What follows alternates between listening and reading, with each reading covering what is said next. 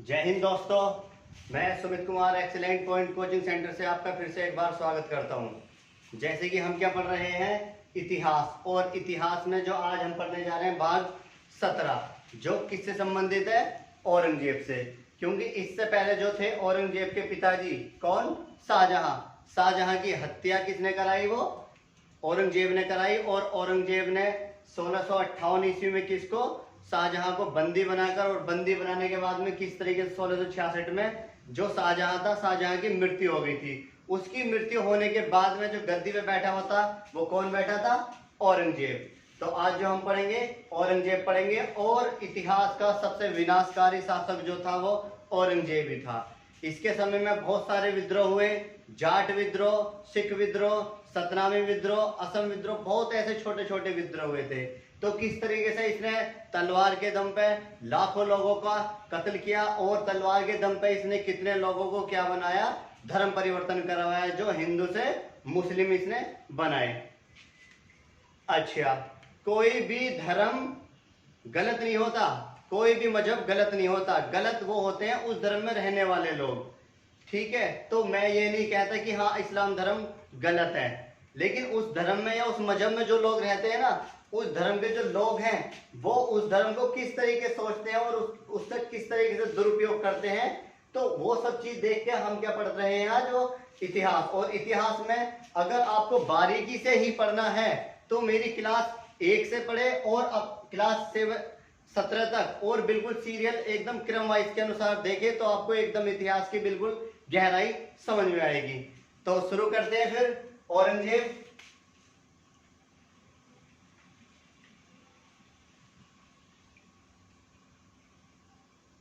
औरंगजेब समय था इसका 1658 से और 1707 ईस्वी तक। 1658 से और 1707 ईस्वी तक इसका समय रहा। लेकिन मैं आपको बता देता हूं, जो 31 दिसंबर 1599 में रात के 12 बजे थे, तो वहां पे ब्रिटेन में क्या हो रही थी, न्यू ईयर पार्टी सेलिब्रेट की जा रही थी। और उसी के बाद में भारत में क्या हो जाता है, ईस्ट इंडिया कंपनी की स्थापना हो जाती है। तो यहीं से 1600 ईस्वी से जो प्रारंभ हो जाता है, वो हमारे क्या हो जाता है, आधुनिक भारत इतिहास। तो आज से हम आधुनिक भारत का भी थोड़ा थोड़ा देखेंगे। लेकिन जब अंग्रेजों की इसके बाद में जो था, ये बताते हैं कि जो आपका मुगल वंश है, मुगल वंश के बाद में जो छोटे मोटे शासक आए, लेकिन वो इतने शक्तिशाली नहीं आए थे। क्योंकि मुगल वंश का जो पतन हुआ है, वो औरंगजेब के शासनकाल में ही मुगल वंश का पतन होना प्रारंभ हो गया था। तो आज जो हम देखेंगे वो औरंगजेब देखेंगे। और जो अब अंग्रेज आएंगे, इससे अगली वीडियो में जो हम अंग्रेजों को देखेंगे, और अंग्रेजों ने किस तरीके से भारत पर राज किया, और किस तरीके से जो ईस्ट इंडिया कंपनी की स्थापना हुई। और 1498 ईस्वी में कौन आए, जो पुर्तगाली आए भारत में, और उन्होंने क्या किया, भारत में दक्षिण भारत की तरफ आए, और धीरे धीरे उन्होंने क्या किया था, भारत में पूरी तरह से अपने कब्जे में कर लिया था भारत को। तो सारी नीति देखेंगे, एक एक वीडियो देखेंगे, अच्छे से क्लियर करते चलेंगे। औरंगजेब जन्म हुआ था इसका 1618 ईस्वी में उज्जैन में जन्म हुआ था। 1618 ईस्वी में उज्जैन में जन्म हो गया। लेकिन जो था औरंगजेब, ये इतना शक्तिशाली था, ये बताते हैं कि जब ये कोई बात करता था तो इसमें एक राजा के गुण दिखाई देते थे कि हाँ ये एक अच्छा शासक बनेगा। तो जब ये राजा के सामने अपनी बात को रखता था, इस तरीके से प्रस्तुत करता था अपनी बात को, तो इसमें वो लक्षण दिखते थे कि हाँ ये आने वाला राजा ही बनेगा। तो हुआ यही, जब शाहजहां था इसका पिताजी, शाहजहां, वो 1658 ईस्वी में क्या किया था इसने, औरंगजेब ने शाहजहां को बंदी बनाकर और शाहबुर्ज के किले में इसको कहां पर बंद कर दिया। और बंद करने के बाद में और 1666 ईस्वी में क्या हो जाती है, यहाँ पे शाहजहां की मृत्यु हो जाती है। और जैसी मृत्यु होती है, मृत्यु होने के बाद में जो शाहजहां पूरी तरह से गद्दी पे काबिज हो जाता है। जब 1658 ईस्वी में इसको बंदी बना लेता है, तो इसके दो भाई और थे, दारा शिकोह और मुराद। तो वो क्या करते थे, इसके ऊपर शुजा और दारा शिकोह, तो वो क्या आक्रमण करते थे। और आक्रमण करने के बाद में होता है क्या, सबसे पहले जो आक्रमण हुआ वो 1658 ईस्वी में इसके विरुद्ध आक्रमण कर देते हैं, इसके छोटे भाई कर देते हैं जिसको कहते हैं पहले जो इसका आक्रमण हुआ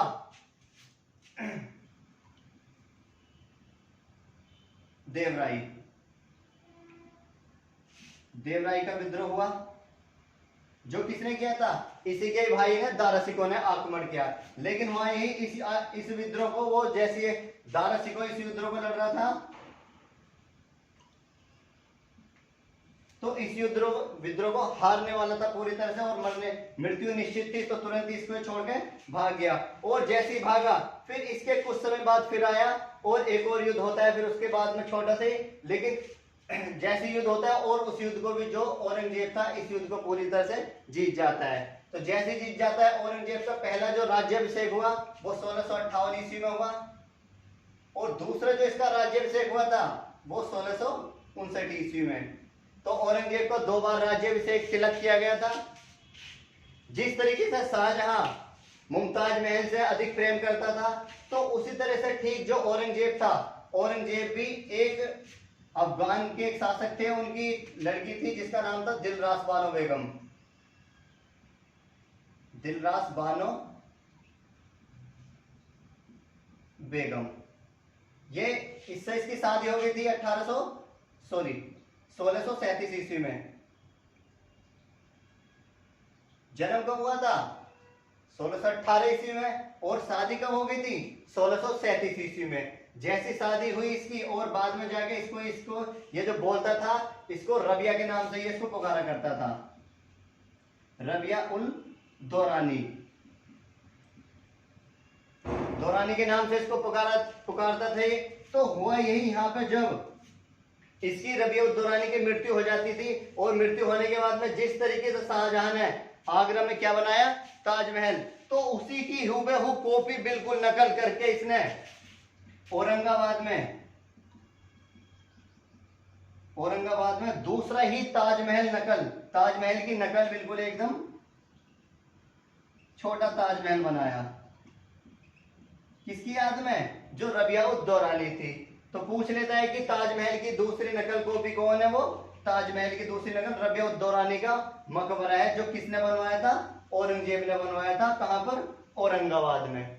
तो इस तरीके से इसको औरंगजेब को देखो, जो मैंने बताया अकबर था, अकबर जो था एक इतना अच्छा शासक ही बताते हैं और उसको बहुत बेकार ही बताते हैं। क्यों? उसकी बहुत अच्छी नीति भी थी, क्योंकि उसने जो आपका जजिया कर था, तीर्थ कर था, और बहुत सारे कर जो थे उसने अकबर ने खत्म कर दिए थे। गौ हत्या पर प्रतिबंध लगा दिया था। लेकिन जब उसी का ही पुत्र कौन? जहांगीर जैसी गद्दी पे बैठा, उसके शासन में उसने क्या शुरू कर दिया था? गौ हत्या पूरी तरह से प्रारंभ कर दी थी। तो फिर जैसे औरंगजेब गद्दी पे बैठा शाहजहां के बाद में, और इसने क्या कर दिया? गौ हत्या पे और ज्यादा शुरू कर दिया, गौ हत्या कराने के लिए। और जो जजिया कर था, इसने जजिया कर पुनः से दोबारा से फिर चालू करा दिया। पूछ लेता है कि जजिया कर अकबर ने बंद किया, और जजिया कर फिर से किसने शुरू किया था? वो औरंगजेब ने शुरू किया था। जजिया कर, ये कर वो होता है जो गैर मुस्लिमों से लिया जाता है, सिर्फ और सिर्फ हिंदुओं से लिया जाता था जजिया कर। और क्या इसने? तीर्थ कर, झरोखा दर्शन,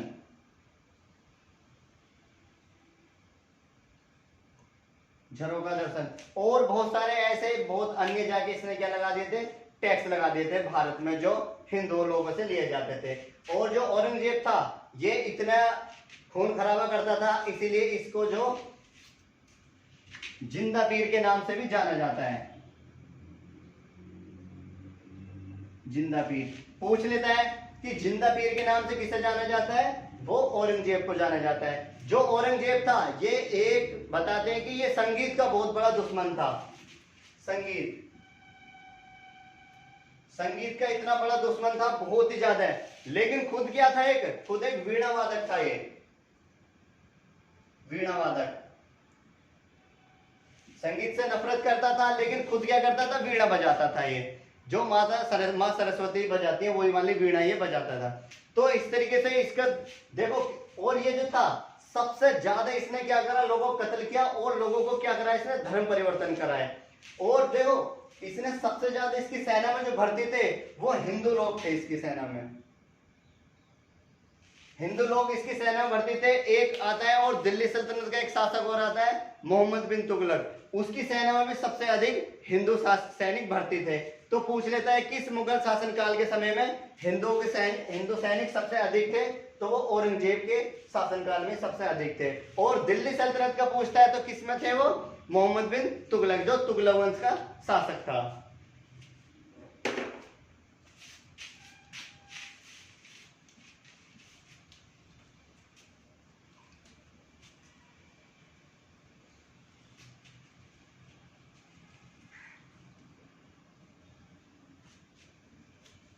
तो इसके सामने बहुत सारी चुनौतियां भी आई, क्योंकि इसी के समय में जाट विद्रोह हुए, सिख विद्रोह हुए, सतनामी विद्रोह हुए, बहुत छोटे छोटे विद्रोह भी हुए।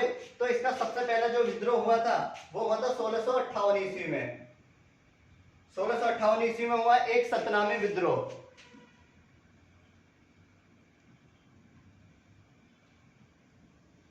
सतनामी विद्रोह, ये सतनामी विद्रोह हुआ था। लेकिन जो सतनामी लोग थे ये क्या कर रहे थे यहाँ पे सतनामी लोग, और उस समय जो औरंगजेब का जो सेनापति था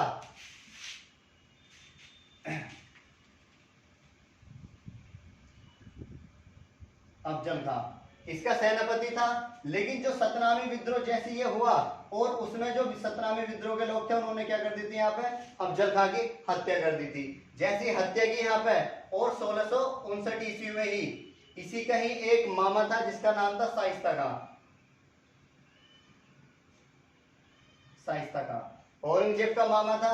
और 1659 ईस्वी में ये शाइस्ता खां बहुत सारी सेना लेके किसके ऊपर आक्रमण कर देता है, सतनामी जो लोग थे उनके ऊपर आक्रमण कर देता है। और उस विद्रोह को, ये सतनामी विद्रोह को ये शांतिपूर्वक क्या है, दबा देता है। ये इसका पहला विद्रोह था। धर्म को लेकर भी आगे जाके बहुत विद्रोह हुए इसके सामने।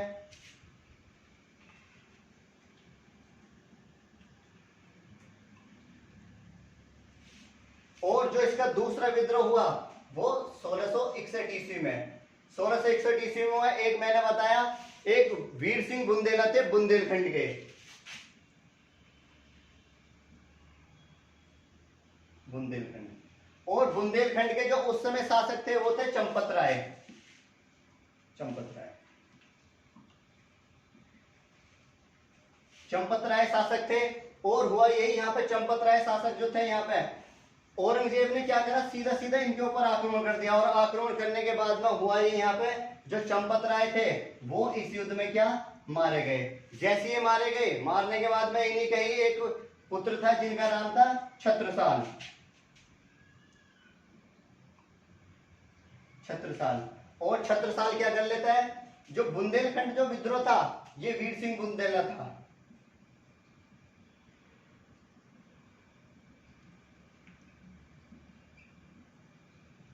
बुंदेलखंड, वीर सिंह बुंदेला ये वही है जब जहांगीर के कहने पर वीर सिंह बुंदेला ने किसकी हत्या की थी, जो अबुल फजल था। तो उसी के ही परिवार में से था कौन, चंपत राय। तो चंपत राय हुआ ये यहाँ पर, जब चंपत राय ने आक्रमण कर दिया था किसने, औरंगजेब के विरुद्ध। तो यहाँ पर हुआ ये, यहाँ पर औरंगजेब अपनी सेना को बुला लेता है और यहाँ पर चंपत राय की हत्या हो जाती है। और इसी का ही एक पुत्र था जिसका नाम था छत्रसाल, और ये क्या कर लेता है, औरंगजेब से संधि कर लेता है।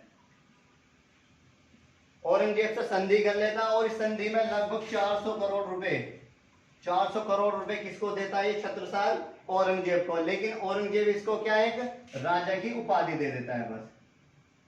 तो राजा छत्रसाल का नाम आपने बहुत ज्यादा सुना होगा, तो राजा छत्रसाल यही थे। तो इस तरीके इसने 400 करोड़ रुपए किसको दिए, और 400 करोड़ रुपए की संपत्ति थी वो टोटल, किसको दिए, वो औरंगजेब को दिए थे। और इसके बाद में जो इसका दूसरा आगे जो विद्रोह हुआ वो 1662 ईस्वी में असम विद्रोह हुआ। छोटा सा विद्रोह हुआ था, लेकिन ये विद्रोह पूछ लेता है कभी कभी, तो इसलिए ये विद्रोह भी देखने जरूरी है। और इसके बाद में जो सबसे इसका अंतिम नहीं है, सबसे जो इसका मुख्य जो आक्रमण हुआ वो हुआ था आगरा में। आगरा और मथुरा, आगरा और मथुरा का जो विद्रोह था इसका सबसे सफलता, मतलब सबसे विनाशकारी जो था वो यही था। क्योंकि उस समय जो औरंगजेब था, औरंगजेब का एक सेनापति था जिसका नाम था नवी। नवी, ये नवी क्या कर रहा था, जो आगरा और मथुरा के जो मंदिर थे, ये नवी औरंगजेब का सेनापति ये क्या कर रहा था, इनके मंदिरों को तुड़वा रहा था। जैसे मंदिरों को तुड़वा रहा था तो उसी समय आगरा में अल्प मात्रा में जाट रहते थे। तो जाटों का उस समय एक नेता था जिसका नाम था गोकुल।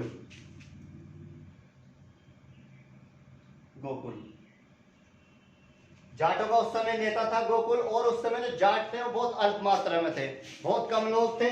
तो यहाँ पे जाटों का जो विद्रोह कर रहा था ये औरंगजेब, क्योंकि इसका सेनापति क्या कर रहा था, मंदिरों को तोड़वा रहा था। तो यहाँ पर गोकुल ने क्या करा, ये जो जाट थे अल्प मात्रा में, उन्हें बताया कि आप धर्म परिवर्तन कर लोगे, आपको धर्म परिवर्तन करा दे औरंगजेब, आप एक बार क्या करो, औरंगजेब से दो हाथ कर लो और मेरे साथ मिल जाओ। लेकिन इसकी बात नहीं मानते थे जो जाट थे, और भी बहुत सारे जितने भी धर्म के लोग थे, लेकिन किसी ने इसका साथ नहीं दिया। तो यहाँ पे इस गोकुल ने क्या करा, नवी की क्या कर दी, इसने हत्या कर दी। जैसे इसकी हत्या की, औरंगजेब को ये बात पता चली, और औरंगजेब पीछे से कुछ सैनिक अपने भेज के क्या करा देता है, इसकी हत्या करा देता है गोकुल की। जैसे गोकुल की हत्या करा देता है, अब कुछ समय बाद जो जाटों का एक और नेता आता है जिसका नाम था राजाराम। जाटों का एक और नेता था राजाराम। ये राजाराम क्या कर रहा था, ये जो जाट थे उन्हें समझा रहा था कि ये छोटी छोटी मीटिंग करता था कि एक समय वो आएगा जो औरंगजेब क्या करेगा, आपको भी क्या हो, धर्म परिवर्तन करा देगा। आप क्या करो कि मेरे साथ हो जाओ और औरंगजेब से हम आमने सामने युद्ध करेंगे। तो इसकी बात कोई नहीं मानता था। तो इसी को देखते हुए जब इसे गुस्सा आया और ये सीधा कहां भाग गया, सिकंदरा में जैसे ये भागा। और आपको पता है सिकंदरा में क्या है, जो अकबर था, औरंगजेब के दादाजी अकबर, मैंने बताया अकबर का जो मकबरा वो कहां पर था, वो सिकंदरा में। तो यहाँ पर होता क्या है, राजाराम यहाँ पर जाता है और अकबर का जो मकबरा उसको तुड़वाता है, और तुड़वाने के बाद में जो अकबर की जो वहां पे जो अस्थियां वगैरह, जो हड्डी वगैरह थी, उनको निकालता है। निकालने के बाद में उनमें मट्टी का तेल डालता है और उनमें क्या लगा देता है, ये आग लगा देता है। किसको, गुस्सा दिलाने के कारण औरंगजेब को और इन जाटों को कि तुम मेरे साथ हो जाओ। लेकिन हुआ ये, यहाँ पे औरंगजेब को गुस्सा आ जाता है और ये पीछे से इसकी भी राजाराम की हत्या करवा देता है। हत्या करवाने के बाद में फिर कुछ समय बाद इसी का एक भतीजा था जिसका नाम था चूरामल।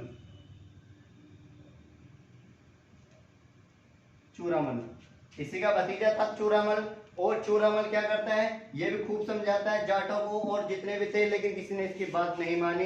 तो ये क्या कर देता है, जो अल्प मात्रा में, जो कम मात्रा में जो जाट बचे हुए थे, उनके लिए क्या करा देता है, एक भरतपुर, राजस्थान में भरतपुर है, भरतपुर एक राजवंश की स्थापना करता है। और जो अल्प मात्रा में जो जाट थे उसको इस भरतपुर में यहाँ पर क्या कर देता है, यहाँ पर उनकी देख रेख के लिए बीचों बीच एक यहाँ पे स्थान बना देता है। और जो अल्प मात्रा में जाट थे वो यहाँ पर रहते थे। और फिर कुछ समय बाद जो था, औरंगजेब क्या करा देता है, यहाँ पे चूरामल की भी हत्या करा देता है।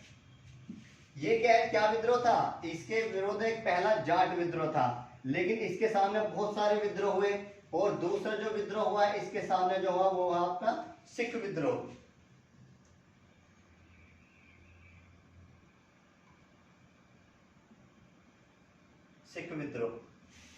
क्योंकि सिख विद्रोह सिखों के गुरु थे, जो सिखों के पांचवें गुरु थे। सिखों के पांचवें गुरु को जो जहांगीर था, जहांगीर ने क्या कर दिया था, जो उसका पुत्र था खुसरो को भड़काया, और भड़काने के कारण क्या कर देते, सिखों के पांचवें गुरु को उसने फांसी दे दी थी। किसने, जहांगीर ने। लेकिन सिखों के जो छठे गुरु थे, कौन, गुरु हरगोविंद,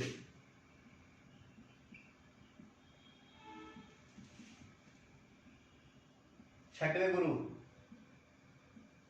हरगोविंद। तो यहाँ पर हुआ ये क्या करते थे, ये छोटे छोटे, क्योंकि इनका जो संघर्ष हुआ था, हमने पीछे कल पढ़ा था, इनका संघर्ष शाहजहां से भी हुआ था, लेकिन कुछ ज्यादा कुछ उसमें सफलता प्राप्त नहीं मिली शाहजहां को। तो हुआ यहाँ पे जो गुरु हरगोविंद जो थे, ये क्या करते थे, जो यहाँ के सिख लोग थे, क्योंकि उस समय औरंगजेब क्या कर रहा था, सबको धर्म परिवर्तन करा रहा था तलवार के दम पे। तो ये क्या कर रहे थे, सिख धर्म को समझा रहे थे, बता रहे थे, और ये मीटिंग किया करते थे, लेकिन इनकी बात जो था कोई मानता नहीं था। जब ये समझा रहे थे तो हुआ ये यहाँ पे कुछ समय बाद जो था औरंगजेब इनकी भी क्या करवा देता है, हत्या करवा देता है। हत्या करवाने के बाद में फिर जो है इनके एक और गुरु आए जिनका नाम था गुरु तेग बहादुर।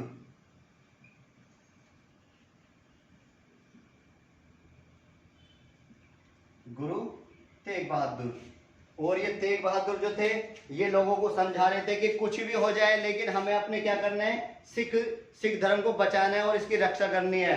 तो यहाँ पे ये लोगों को समझाते थे, बताते थे। तो ये औरंगजेब को इसकी बात पता चली और औरंगजेब क्या करता है, यहाँ पर इसको उठवा लेता है पीछे से।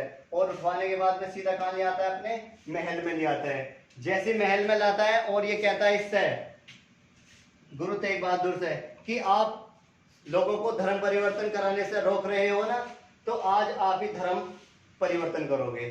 तो ये कहते हैं कि मेरी मृत्यु हो जाएगी, मैं मर जाऊंगा, लेकिन मैं कभी भी क्या नहीं करूंगा, धर्म परिवर्तन नहीं करूंगा।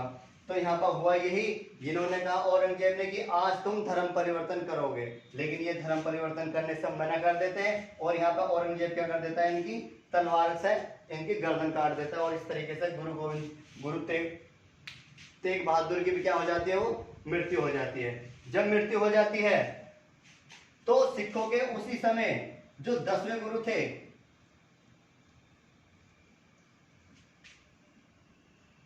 गुरु गोविंद सिंह,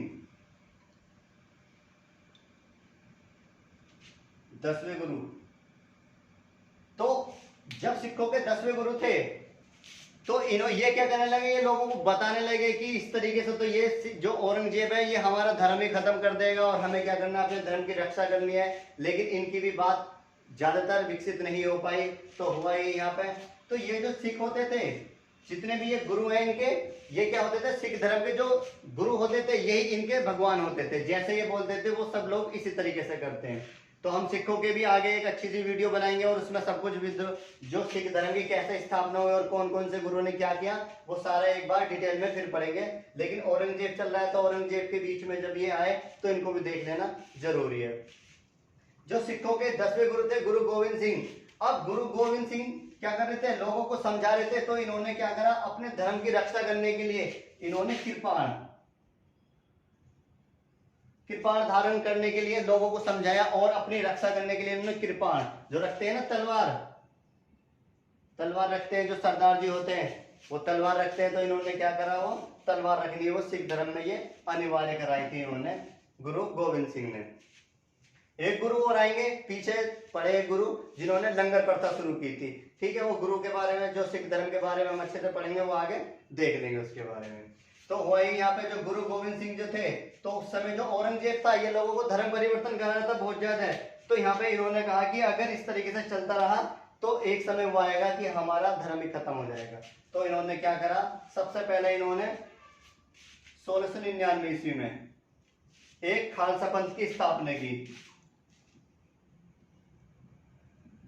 खालसा पंथ, और खालसा पंथ की स्थापना की। और इस खालसा पंथ में क्या था, ये खालसा पंथ कुछ नहीं था, ये सिर्फ एक सेना थी। और इसमें इन्होंने सेना बनाई, और सेना क्या थी, ये किस पर आक्रमण करने के लिए, औरंगजेब पर।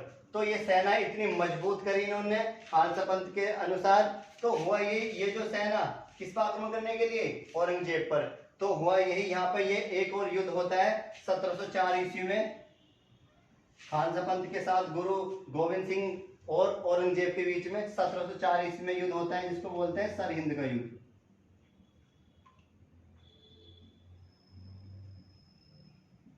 सरहिंद का युद्ध।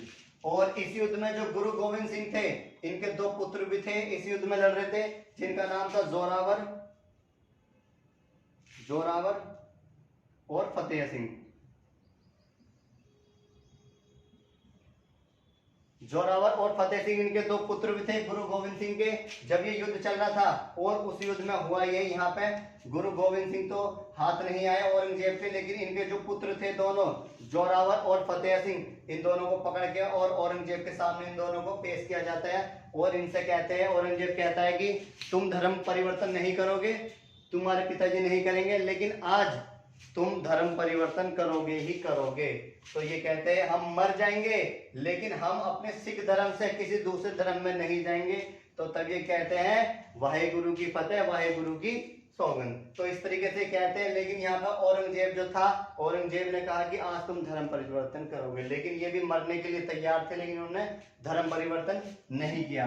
तो हुआ ये यहाँ पे, ये जब इन्होंने बोला और औरंगजेब की बात इन्होंने नहीं मानी, तो इन दोनों को इसने क्या करा, दोनों को दीवार में इस तरीके से वो चिनवा दिया था।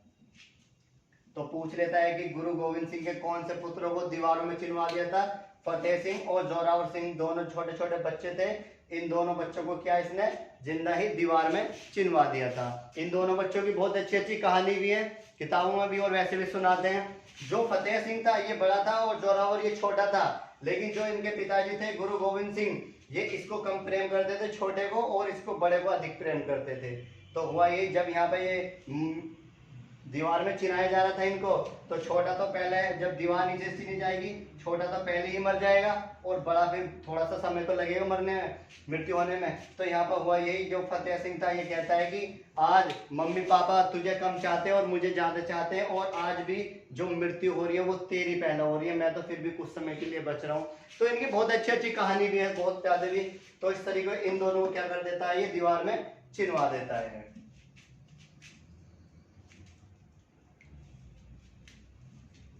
जब इन दोनों को दीवार में चिनवा देता है औरंगजेब, फिर कुछ समय बाद जो थे गुरु गोविंद सिंह थे, वो क्या करते हैं, वो एक जफरनामा पत्र तैयार करते हैं। जफरनामा पत्र तैयार करते हैं और उसमें क्या कहते हैं कि मैं अब औरंगजेब से क्या करूंगा, दो हाथ करूंगा। लेकिन उसी समय क्या होता है, जब ये जफरनामा तैयार करते हैं और कुछ समय बाद जो थे गुरु गोविंद सिंह ये जफरनामा तो तैयार करते थे, तो कुछ समय बाद जो जफरनामा जिस तरीके से औरंगजेब के पास पहुंचता, लेकिन होता है यहाँ पर 1707 ईस्वी में क्या हो जाती है, औरंगजेब की यहाँ पर मृत्यु हो जाती है। और इस तरीके से जफरनामा कभी भी किस पर नहीं पहुंच पाया, औरंगजेब पर नहीं पहुंच पाया। और कुछ समय बाद जो थे गुरु गोविंद सिंह की भी मृत्यु हो जाती है, और मृत्यु होने के बाद में जो सिखों के 10वें गुरु थे गुरु गोविंद सिंह, और इसके बाद में इनके कोई गुरु नहीं बने। तो ये कौन सा विद्रोह था, सिख विद्रोह। अब इसके बाद में जो एक विद्रोह और हुआ, जो मराठा विद्रोह।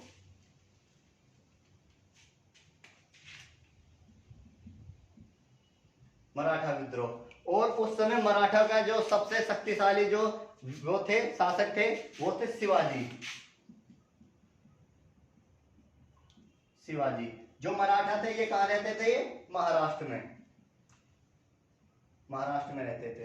तो हुआ ये यहाँ पर शिवाजी, तो जब औरंगजेब किस पर आक्रमण करने के लिए, क्योंकि इसने उत्तर भारत तो जीत रखा था औरंगजेब ने, क्योंकि इसे लग रहा था कि मुझे क्या करना है, मुझे दक्षिण भारत, क्योंकि यहाँ पे ये महाराष्ट्र में यहाँ पे रहते थे, तो कहीं ना कहीं, क्योंकि गुजरात को भी इसके पिताजी, इसके दादाजी जो अकबर थे उन्होंने विजिट कर रखा था, तो इसे लगा अगर मैं यहाँ से दक्षिण भारत की तरफ इधर जाऊंगा नीचे, तो मुझे कहीं ना कहीं रास्ते में क्या पड़ेगा, जो आपका महाराष्ट्र है, और महाराष्ट्र में कौन है, शिवाजी मराठा। तो मुझे कहीं ना कहीं शिवाजी की हत्या करनी पड़ेगी, तभी मुझे दक्षिण भारत की तरफ जाना पड़ेगा। तो हुआ ये यहाँ पे शिवाजी और औरंगजेब यहाँ पे अपने एक मामा को भेजता है यहाँ पे इसके ऊपर आक्रमण करने के लिए। लेकिन उसी से पहले जो यहाँ पे गोवा पड़ता है, और गोवा का जो उस समय जो शासक था बीजापुर का शासक था आदिल शाह। तो जब मराठा कहाँ रहते थे वो, और महाराष्ट्र में यहाँ पर कौन थे, शिवाजी। तो शिवाजी जब दक्षिण भारत की तरफ औरंगजेब आने के लिए सोच रहा था, शिवाजी के पास सेना बहुत कम थी, तो शिवाजी ने क्या करा, यहाँ पर गोवा गया। गोवा में कहां पर, बीजापुर के शासक कौन थे, आदिल शाह। और आदिल शाह से इन्होंने कहा कि भाई देखो, हम क्या है, हमारी तो बहुत अल्प मात्रा है, हम तो कम लोग हैं, लेकिन आपको क्या करेगा, जब नीचे आएगा तो आपकी वहां पर वो मृत्यु जरूर करेगा औरंगजेब। तो यहाँ पे औरंगजेब, शिवाजी इसको खूब समझाता है आदिल शाह को, और आदिल शाह भी इसकी बात मान जाता है। लेकिन जो औरंगजेब था, औरंगजेब पीछे से एक दिन इसको बुला लेता है आदिल शाह को, और आदिल शाह से कहता है कि तुझे किसी भी तरह से किसकी हत्या करनी है, शिवाजी की, और शिवाजी की हत्या करनी है, फिर मैं क्या कर दूंगा, जो महाराष्ट्र है, महाराष्ट्र में तुझे दे दूंगा महाराष्ट्र को। तो यहाँ पर शिवाजी, ये आदिल शाह बहुत खुश हो गया। तो कुछ समय बाद जो था शिवाजी और कौन, आदिल शाह, ये दोनों मिलने के लिए पहुंचे। और शिवाजी को पता चल गया था कि कहीं अगर मैं इसको छोड़ दूं तो ये मेरी हत्या कर देगा। तो यहाँ पर शिवाजी ने इसको मिलने के लिए बुलाया और मिलने के लिए जैसे यहाँ मिले और शिवाजी ने तलवार ली और पीछे से क्या दे दी थी, इसके पेट में दे दी। और यहाँ पे इस तरीके से आदिल शाह की इसने क्या कर दी थी, हत्या कर दी थी शिवाजी ने। जैसे शिवाजी की हत्या की, शिवाजी ने हत्या की इसकी आदिल शाह की, हत्या करने के बाद में अब शिवाजी के पास पैसा बहुत कम था, तो इन्होंने क्या करा, सबसे पहले सूरत में औरंगजेब का क्या सामान कुछ आयात निर्यात किया जाता था विदेशों से, तो इसने क्या करा, सूरत में शिवाजी ने सूरत के कुछ बंदरगाह थे और उन बंदरगाह को इसने लूट लिया। और लूटने के बाद में शिवाजी को बहुत ज्यादा गुस्सा आया। यहाँ पे जब गुस्सा आया तो शिवाजी ने अपने मामा को, कौन, शाइस्ता खां को, शाइस्ता खां को भेजा किसके विरुद्ध, आपको आक्रमण करने के लिए, शिवाजी के। लेकिन जैसे ये आक्रमण करा, लेकिन उस युद्ध में जो था शिवाजी भी हारने के लिए तैयार और नहीं थे और नहीं शाइस्ता खां थे हारने के लिए तैयार। तो हुआ ये, यहाँ पर जो शिवाजी थे जब ये युद्ध चल रहा था तो शाइस्ता खां जैसे तैसे करके अपनी सेना लेके यहाँ से भाग गया। और भागने के बाद में कहां पर, पूना के किले में छुप गया शाइस्ता खां। जैसे शाइस्ता खां पूना के किले में छिप गया, अब ये बात किसको पता चली, शिवाजी को। और शिवाजी ने सोच रखा था कि अगर मैं इनके सामने डायरेक्ट युद्ध करूंगा तो कुछ फायदा नहीं होगा, क्योंकि इससे पहले कौन थे, महाराणा प्रताप, वो सामने से युद्ध करते थे लेकिन कोई उसका अंजाम नहीं निकला। तो इसलिए मुझे क्या करना पड़ेगा, इनके साथ धोखे से भी आक्रमण करने पड़ेंगे। तो वह यही शिवाजी लगभग अपने 400 सैनिक लेके 400 सैनिक लेके कहां पहुंचते हैं, सीधा पूना के किले में। और जो शाइस्ता खां था वो पूना के किले में उस समय सो रहा था रात को। जब सो रहा था, और शाइस्ता खां के पास लगभग 10,000 से भी अधिक क्या थी, सेना थी, 10,000 से भी अधिक सेना थी। तो इन 400 सैनिकों ने क्या कर दिया था, पुणे के किले पर आक्रमण कर दिया। और इन 400 सैनिकों ने कितने लोग, 10,000 लोगों की यहाँ पे हत्या कर दी। जैसे 10,000 लोगों की यहाँ पर हत्या कर दी, जो ये शाइस्ता खां था अब इसको पकड़ लिया गया। किसने पकड़ लिया, शिवाजी ने। जो शाइस्ता खां था ये तलवार चलाना और तीर चलाना बहुत अच्छे से जानता था शाइस्ता खां। तो शिवाजी ने क्या करा, जो शाइस्ता खां थी उसकी जो उंगलियां थी उन उंगलियों को इसने काट दिया, दोनों हाथों की उंगलियों काट दिया। और ये किस लिए काटा, कि औरंगजेब को एक चेतावनी देने के लिए। अब जैसे इसकी उंगली काटी और शाइस्ता खां कहां पर गया, सीधा अपने औरंगजेब के पास में। जैसे औरंगजेब के पास पहुंचा, यहाँ पर औरंगजेब को बहुत अधिक गुस्सा आ जाता है। इतना गुस्सा आया और तुरंत ही यहाँ पे क्या किया इसने, शाइस्ता खां ने एक आमेर के, मैंने बताया आमेर के, अभी पीछे कल परसों हमने पढ़ा था, आमेर के एक शासक थे भारमल, और भारमल का ही एक पुत्र था भगवान दास। भगवान दास के एक पुत्र था जिसका नाम था मानसिंह। तो जो आमेर के राजा थे भारमल, भारमल का पुत्र था भगवान दास, और भगवान दास का पुत्र मानसिंह। और इसकी जो बहन थी, बहन की शादी किससे हो गई थी, अकबर से। और जो मानसिंह था इसकी बहन की शादी किससे हो गई थी, वो उससे, जहांगीर से। तो इसी के ही परिवार में से ही, मानसिंह के परिवार में से ही एक व्यक्ति था जिसका नाम था जयसिंह। जयसिंह, तो इसी के ही परिवार में से जो औरंगजेब और जयसिंह थे ये बहुत अच्छे घनिष्ठ मित्र थे। तो यहाँ पर औरंगजेब ने जयसिंह को बुलाया और जयसिंह को अच्छे समझाया कि तुम्हें क्या करना है, तुम्हें शिवाजी की हत्या करनी है किसी भी तरीके से। तो यहाँ पर वही जयसिंह ये युद्ध लड़ने के लिए तैयार हो गया। और जयसिंह जो था लाखों से अधिक ज्यादा सेना लेके और सीधा किस पर आक्रमण करने निकल गया,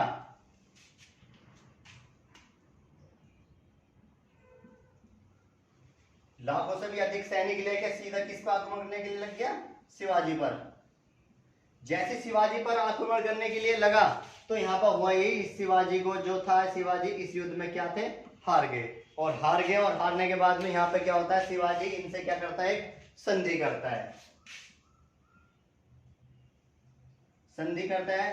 संधि क्या होती है, ये संधि वो होती है एक समझौता टाइप का। तो संधि हुई 1665 ईस्वी की बात है ये, और इस संधि का नाम दिया गया पोरबंदर की संधि।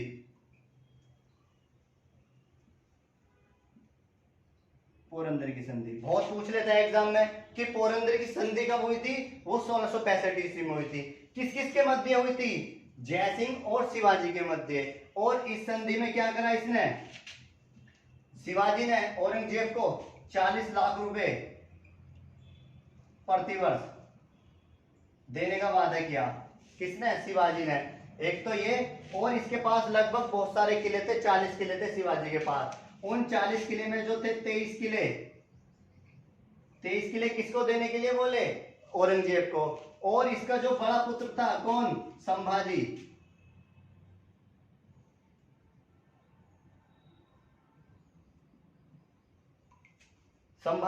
और इसको कहां पर भेजने का वादा किया, औरंगजेब की सेवा में। तो यहाँ पर वो यही शिवाजी ने 40 लाख रुपए प्रतिवर्ष देने का वादा किया।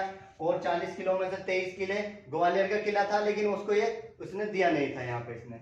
और ये संभाजी, इन तीनों को कहाँ दे दिए थे इसने, औरंगजेब के पास भेज दिए। अब यहाँ पे जो शिवाजी थे ये मन ही मन में बहुत चिंतित रहते थे कि मेरा बेटा भी गया और मैं इस युद्ध को हार गया और मेरे 40 लाख रुपए और 23 किले भी चले गए, तो मेरे पास क्या बचा। इसी के एक छोटा पुत्र और था, एक संभाजी बड़ा था, संभाजी बड़ा था, और दूसरा जो छोटा था वो था इसका राजाराम। तो यहाँ पे शिवाजी मन ही मन में बहुत चिंतित रहते थे। तो हुआ यही, एक बार शिवाजी ने सोचा कि मैं कुछ भी करूंगा, कैसे भी करूंगा, और अपने पुत्र को कहाँ से, जो औरंगजेब है, औरंगजेब के वहां से छुटा कर लाऊंगा। तो औरंगजेब जाते, शिवाजी के औरंगजेब के महल में जाते हैं, और जैसे जाते हैं औरंगजेब यहाँ बैठा रहता है, यहाँ सैनिक होते हैं, और औरंगजेब से जैसे ये बोलते हैं शिवाजी कि इस तरीके से सर मुझसे गलती होगी ये वो, और मुझे मेरा बेटा दे दो। तो यहाँ पे औरंगजेब बेइज्जती कर देता है, और ये जो शिवाजी है यहाँ से बिना ही नमस्कार किए यहाँ से तुरंत ये चल देते हैं। जैसे ही जाते हैं, निकलते हैं, तो औरंगजेब को बहुत ज्यादा गुस्सा आ जाता है। इतना गुस्सा आता है तो यहाँ पर क्या करते हैं औरंगजेब, जब ये शिवाजी यहाँ से जा रहे थे तो यहाँ पर अपनी सेना भेज देता है औरंगजेब। और औरंगजेब क्या कर देता है, शिवाजी को पकड़ के, और पकड़ने के बाद में कहां पर, एक ग्वालियर के किले में इनको बंद कर देता है। जब इनको ग्वालियर के किले में बंद कर देता है शिवाजी को, अब जैसे यहाँ पर बंद करता है इनको, तो यहाँ पे शिवाजी और ज्यादा बीमार होने लगे। इन्हें लगा कि अब तो मेरे पास कुछ रहे ही नहीं। तो जब यहाँ पे शिवाजी कुछ समय बाद हुआ यही, जिस तरीके से ग्वालियर के किले में इन्हें बंद किया, तो वहां पर उस समय कुछ लोग आया जाते थे जो क्या करते थे, फूल बेचा करते थे। तो बताते हैं कि इतिहासकार बताते हैं कि उस समय एक व्यक्ति था जो फूल बेच रहा था। जिस तरीके जो श्रवण कुमार है अपने माता पिता को कान ले जा रहा था, तो उसी तरह एक टोली बना कर ले जा रहा था।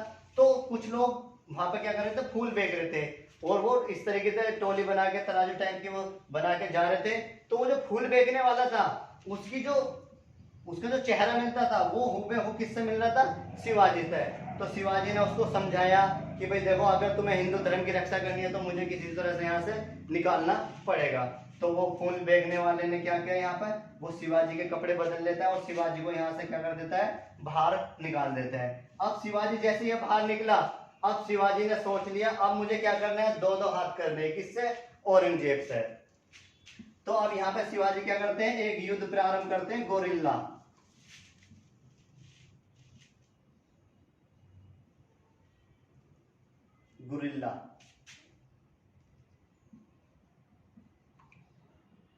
गुरिल्ला युद्ध प्रारंभ करते हैं। और इस युद्ध में जो थे, और ये शिवाजी कहते हैं कि अब हमें युद्ध क्या लड़ना, अब हमें युद्ध सामने से नहीं लड़ना, हमें युद्ध कैसे लड़ना, पीछे से युद्ध लड़ना है। तो उस समय दक्षिण भारत की जो दक्षिण भारत की तरफ नीचे था, तो मालवा का पठार पड़ता है इस तरीके से, ये पहाड़ियां इस तरीके से यहाँ पर।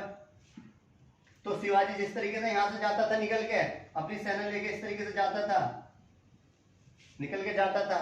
तो ये शिवाजी क्या करता था, ये पहाड़ियों पर अपनी कुछ सेना लेकर बैठ जाता था यहाँ पे। और यहाँ पे जब ये औरंगजेब जब जाता था अपनी सेना आगे ले लेके इस तरीके से, तो कुछ सेना जो थी वो पीछे रह जाती थी। तो यहाँ पे जो शिवाजी जो थे, शिवाजी क्या करते हैं, ये इस गोरिल्ला युद्ध के द्वारा ही कुछ सेना जो रह जाती थी यहाँ पर औरंगजेब की, और ये तुरंत पहाड़ियों में से निकलते हैं और पीछे से क्या कर देते हैं, वो सेना मारते थे। तो इस तरीके से ये बहुत ज्यादा लाखों की संख्या में इन्होंने औरंगजेब की जो सेना थी उनको बहुत मारा यहाँ पे। इतना मारा तो एक समय वो आया, औरंगजेब बहुत ज्यादा मजबूर हो गया। तो औरंगजेब ने भी सोचा कि अब कुछ भी हो जाए कि हमें क्या करनी पड़ेगी, शिवाजी से संधि करनी पड़ेगी। तो हुआ ये यहाँ पे औरंगजेब शिवाजी ने सोच लिया था कि मुझे क्या करना है, औरंगजेब का अंत करना है। तो जब भी कहीं पे जाते थे ये औरंगजेब जाता था तो पीछे से उसकी सेना मार देते, और रात को जब सोते थे तो ये औरंगजेब शिवाजी आता था और शिवाजी क्या करता था, वहां पे जो भी जनता थी इसके सैनिक थे उनको मारता था, और कभी कभी तो मारता भी नहीं था और खाने खा के शोर मच जाता था कि शिवाजी आ गया, शिवाजी आ गया। तो जो जनता थी वहां की वो बहुत ज्यादा डर चुकी थी वहां पर। जब इतने डर गए थे तो तब औरंगजेब ने कहा कि शिवाजी विवाजी कुछ नहीं है, शिवाजी तो एक क्या है, एक पहाड़ियों की एक चूहिया है।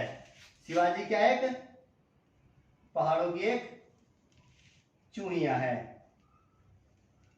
तो पूछा हुआ क्वेश्चन है कि शिवाजी को पहाड़ों की चूहिया किसने कहा था, वो औरंगजेब ने कहा था। तो हुआ ये यहाँ पर जो शिवाजी, औरंगजेब फिर मजबूर हो जाता है कि अब तो मुझे क्या करना पड़ेगा, शिवाजी से बात करनी ही पड़ेगी, और ये मजबूर हो जाता है सब कुछ देने के लिए तैयार, औरंगजेब इसके बेटे को भी सबको। लेकिन कुछ समय बाद जो होता है 1680 ईस्वी में ही, 1680 ईस्वी में यहीं पे क्या हो जाती है, शिवाजी को ज्वर आ जाता है, ज्वर बुखार, और बुखार आने क्या हो जाता है यहाँ पे 1680 ईस्वी में क्या हो जाती है, शिवाजी की मृत्यु हो जाती है। जैसे शिवाजी की मृत्यु हुई अब तुरंत ही यहाँ पे महाराष्ट्र में ही, मराठा में ही इसका ही एक पुत्र था जिसका नाम था राजाराम।